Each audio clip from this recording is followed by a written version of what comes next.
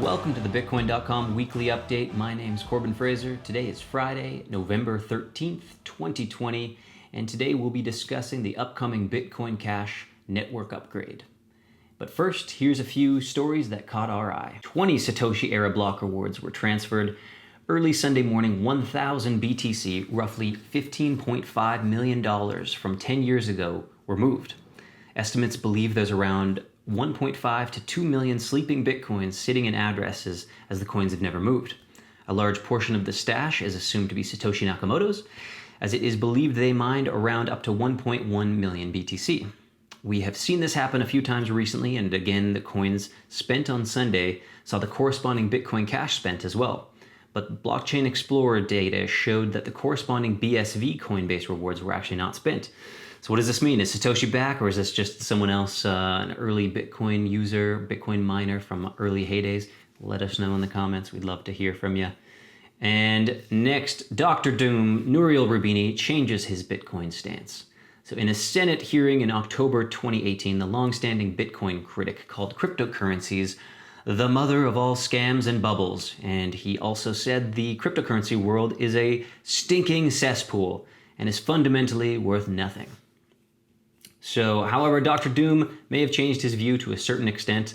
During a recent interview with Yahoo Finance, he was asked what he thought of Bitcoin after its most recent bull run. Despite reiterating his stance that it is not a currency, Roubini said, "It may be a partial store of value because unlike thousands of other what I call shitcoins, it cannot be so easily debased because there is at least an algorithm that decides how much of the supply of Bitcoin raises over time." So very interesting that he's joined the ranks of, I guess, store of value. So welcome to the team there, Mr. Roubini. I like your accent. You sound like a James Bond villain.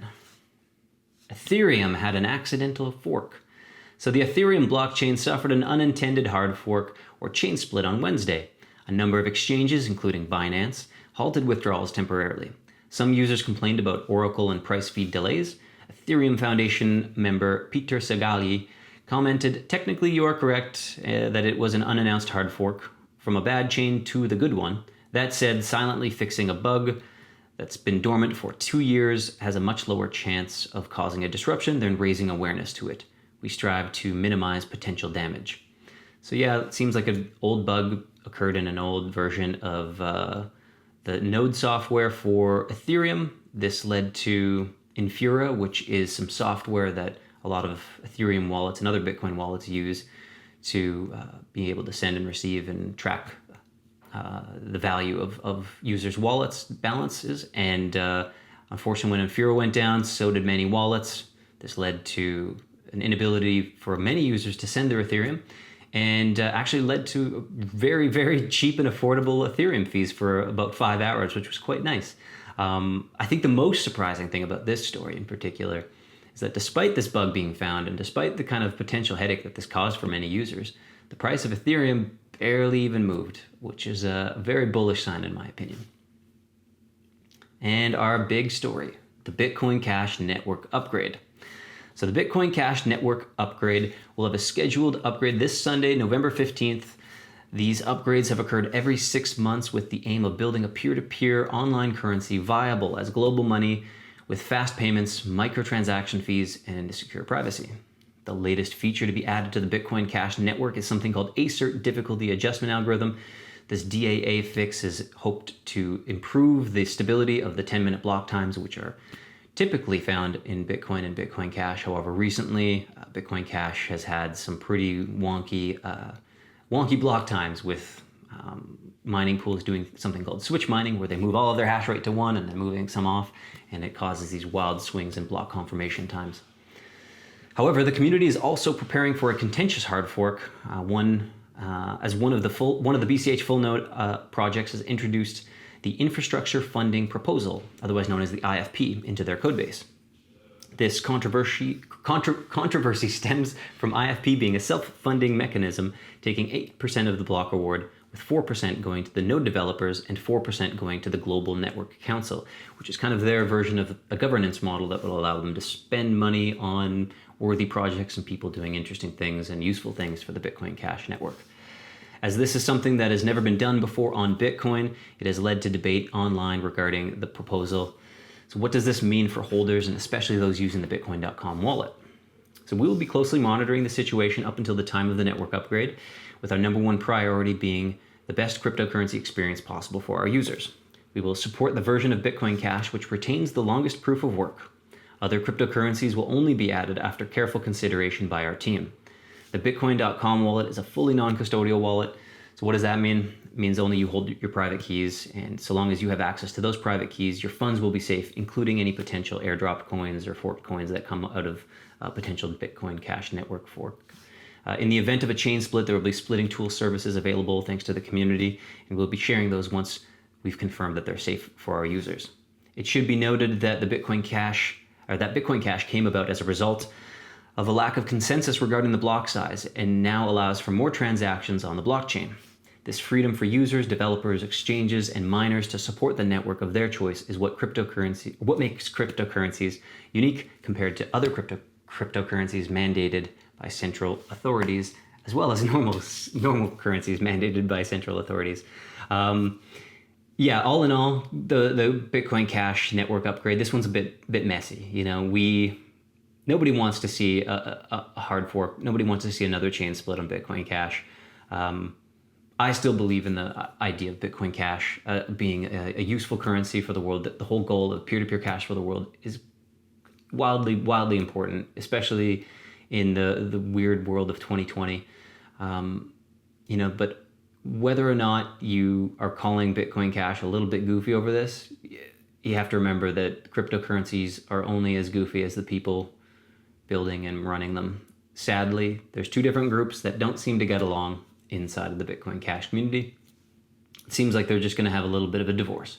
Nothing wrong with divorce. That's healthy in a lot of relationships. So, I think forks ultimately can be a good thing. The ability for people to try out new versions and new flavors of ideas and see which one works in the free market, I think that's great. I do think that this one will kind of be a sad one to some degree, because I've got friends on both sides of the debate, and frankly, I see both of their points. I mean, on ABC's side, they're just looking for funding, stable funding to help grow the network, to help ensure that the protocol development team has enough staffing to actually build it. I see the BCHN and the community surrounding them, their point that, ABC hasn't maybe been the easiest to work with in the past. And I think they do have very high standards which prevent people from being able to contribute and work with Amaury and work with ABC. I think they believe that you can still fund Bitcoin Cash and all cryptocurrency projects through self-funding. And maybe they can. In the long term, I think that maybe personally is not a viable solution for the long term, but who knows, maybe if the price starts going up, it'll kind of deal with itself. I'm not an expert on these things, but I do try my best to follow along as close as possible. But, I remain as independent as I possibly can. I still see both sides of it. Sue me, I'm probably one of the few people that are kind of holding out on, just hoping that things don't devolve into chaos on Bitcoin Cash. But, at the end of the day, whichever version, whichever team ends up coming out on top, a bit like these elections, it's either Team A or I guess Team N in this case. Whoever takes Bitcoin Cash, the name and the project and everything else along with it, I'm just hopeful that they'll do a better job and continue to do a much better job in the long run, because there's a long ways to go from where we are today to where Bitcoin Cash needs to be in order to be global peer-to-peer cash for the world. And I really hope that the team, working on this has that in mind and is able to work smart and work together and really bring people together to make this project come to life. Because at the moment, Bitcoin Cash, price-wise, it's not looking so hot right now compared to BTC and Ethereum and some of these other cryptocurrencies. So, I really hope that the people participating in Bitcoin Cash, both as users, as developers, as protocol engineers, and everyone else along with it, marketing specialists and everyone, just keep that top of mind. It's peer-to-peer cash for the world. It's not peer-to-peer cash for you. It's not peer-to-peer cash for your Reddit friends. It's peer-to-peer cash for the world. So do better. All right, see you guys next week. Oh, and if you do need to follow along on the Bitcoin Cash drama, go check out cash.coin.dance. It's a website that allows you to monitor all the blocks going on Bitcoin Cash. We'll be staying up late Sunday night just to keep an eye on things, make sure everything's good for our users. And we hope that some of you will participate in watching, I guess, history unfold. November 15th, Bitcoin Cash. It's going to keep living. Don't worry, guys. Normal users will be unaffected. Thanks, guys. See you next week.